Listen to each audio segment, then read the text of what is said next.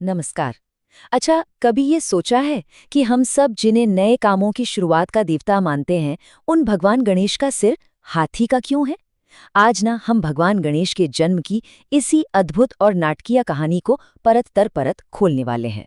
देखिए, ये सिर्फ एक कहानी नहीं है, बल्कि कर्तव्य, त्याग और बदलाव की एक ऐसी दास्तां है जिसमें हम सबके लिए बहुत गहरे सबक छिपे हुए हैं।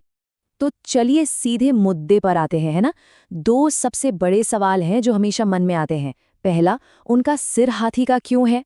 और दूसरा, भाई कोई भी पूजा हो, कोई भी शुभ काम हो, सबसे पहले गणेश जी को ही क्यों पूजा जाता है? मजे की बात यह है कि इन दोनों सवालों का जवाब एक ही जगह छिपा है, और वो है उनके जन्म की अनोखी और नाटकीय कहानी में। तो चलिए हम इस कहानी की गहराइयों में उतरते हैं और देखते हैं कि आखिर ये सब हुआ कैसे। तो कहानी की शुरुआत होती है कैलाश पर्वत से। जरा सोचिए, भगवान शिव गहरे ध्यान में लीन हैं और दूसरी तरफ माता पार्वती स्नान की तैयारी कर रही हैं। माहौल एकदम शांत है, लेकिन पता है, इसी शांति के बीच एक बहुत ही असाधारण घटना की जमीन तैयार हो रही थी। देखिए, उस समय ना उनके कक्ष के दरवाजे पर पहरा देने के लिए कोई नहीं था, और माता पार्वती को एक ऐसे रक्षक की जरूरत महसूस हुई जिस पर वो आंखें बंद करके भरोसा कर सकें। मतलब कोई ऐसा जिसकी वफादारी सिर्फ और सिर्फ उनके लिए हो।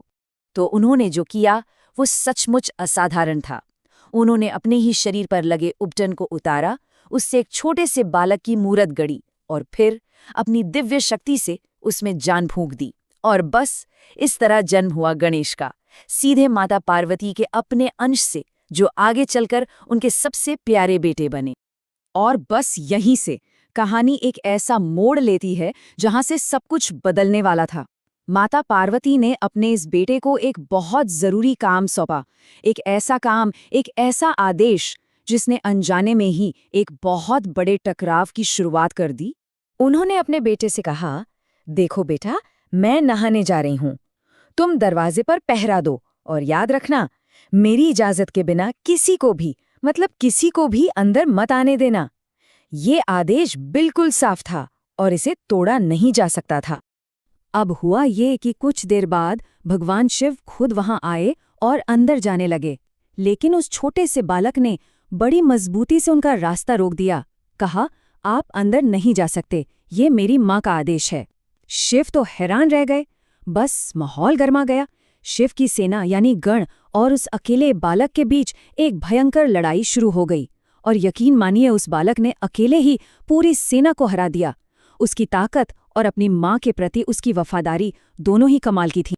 अब ये जो टकराव था, ये अपने अंजाम तक पहुंचने वाला था। एक तरफ थी उस बालक की अटूट वफादारी और दूसरी तरफ था भगवान शिव का बढ़ता हुआ गुस्सा। और इन दोनों का टकराना बहुत विनाशकारी होने वाला था। और फिर कहानी का वो सबसे दुखद पल आ गया।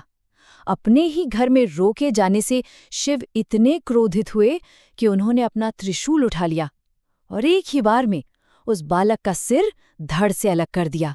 सोचिए, जब माता पार्वती स्नान करके बाहर आईं और अपने बेटे को इस हाल में देखा, तो उनका दुख और गुस्सा इतना भयंकर था कि पूरा ब्रह्मांड कांप गया। एक माँ का दिल जो टूट गया था, और उस दुख में उन्होंने पूरी सृष्टि को ही खत्म कर देने की कसम खा ली। बस एक ही पल में वो ममता से भरी माँ अपने सबसे विनाशकारी रूप महाशक्ति में बदल गईं। ये देखकर सारे देवता बुरी तरह डर गए।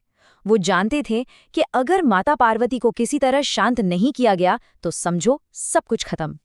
तो उन डरे हुए देवताओं के सामने माता पार्वती ने दो सीधी शर्तें रखीं। पहली शर्त, मेरे बेटे को इसी वक्त अभी के अभी जिंदा करो। और दूसरी, उसे ये वरदान दिया जाए कि वो सभी देवताओं में सबसे पहले पूजा जाएगा, यानी वो प्रथम पूज्य कहलाएगा। अब देवताओं के पास कोई दूसरा रास्ता था ही नहीं। उन्हें माता पार्वती की दोनों शर्तें माननी ही पड़ी। और इसी घटना के बाद गणेश को उनका वो अनोखा रूप मिला जिससे आज हम सब उन्हें जानते हैं। तो भगवान शिव ने विष्णु जी को उत्तर दिशा में भेजा और एक बहुत ही अजीब सा निर्देश दिया।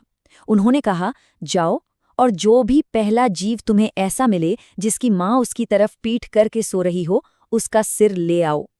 और विष्णु जी को ठीक वैसी ही हालत में एक हाथी का बच्चा मिला। वो उसका सिर लेकर आए, उसे बालक के धड़ से जोड़ा गया और एक चमत्कार हुआ। वो बालक फिर से जी उठा। यहाँ एक छोटी सी जानकारी और देता चलूं। अगर आप इस कहानी को और भी विस्तार से जानना चाहते हैं तो इसका सबसे प्रामाणिक और विस्तृत वर्णन आपको पवित्र ग्रंथ शिव पुराण में मिलेगा। तो जब वो दोबारा जीवित हुए तो भगवान शिव ने उन्हें अपनी सारी दिव्य सेनाओं यानी गणों का प्रमुख बना दिया, और गणों के पति यानी उनके स्वामी होने की वजह से ही उनका नाम पड़ा गणेशपति। और अब याद कीजिए वो दूसरी शर्त, सारे देवताओं ने मिलकर उन्हें प्रथम पूज्य होने का वरदान दिया। इसका मतलब ये हुआ कि उस दिन के बाद से कोई भी पूजा, कोई भी शुभ काम तब तक पूरा या सफल नहीं माना जाएगा जब तक सबसे पहले भगवान गणेश की पूजा न कर ली जाए। तो ये तो थी उनके जन्म की पूरी कहानी। लेकिन देखिए, इस कहानी का असली सार सिर्फ इन घटनाओं में नहीं है, बल्कि इसके पीछे छिपे संकेतों और सबकों में है। तो चलिए अब जरा उन्हें समझते हैं। गणेश जी का जो रूप है ना, उसका हर अंग हमें गहरा संदेश देता है। जैसे उनका बड़ा सिर, वो बुद्धि और ज्ञान का प्रतीक है। बड़े कान हमें सिखाते हैं कि हमेशा ध्यान से सुनना कितना जरूरी है। और उनकी छोटी छोटी आंखें, वो बताती हैं कि अपने लक्ष्य पर कितना गहरा ध्यान और फोकस होना चाहिए। तो फिर इस पूरी कहानी से सबसे बड़ी सीख क्या मिलती है? वो है अपने कर्तव्य और अपने वचन के प्रति अटूट रहना। उस बालक ने अपनी माँ के एक छोटे से आदेश के लिए अपनी जान तक दे दी। ये कहानी हमें निष्ठा और जिम्मेदारी का सबसे बड़ा पाठ पढ़ाती है। और हाँ, इसी कहानी से गणेश जी को उनके कई मशहूर नाम भी मिले। जैसे गणों के स्वामी होने से वो गणपति कहलाए, हाथी का मुख होने की वजह से गजानन कहलाए, और भी ऐसे कई नाम हैं जो उनके गुणों को बताते हैं। और अब आखिर में बस एक सवाल छोड़कर जा रहा हूँ। कर्तव्य, त्याग और फिर से जीवन पाने की ये जो सदियों पुरानी कहानी है, ये आज के दौर में हमारी अपनी जिंदगियों में हमें क्या सिखा सकती है? इस पर जरूर सोचिएगा।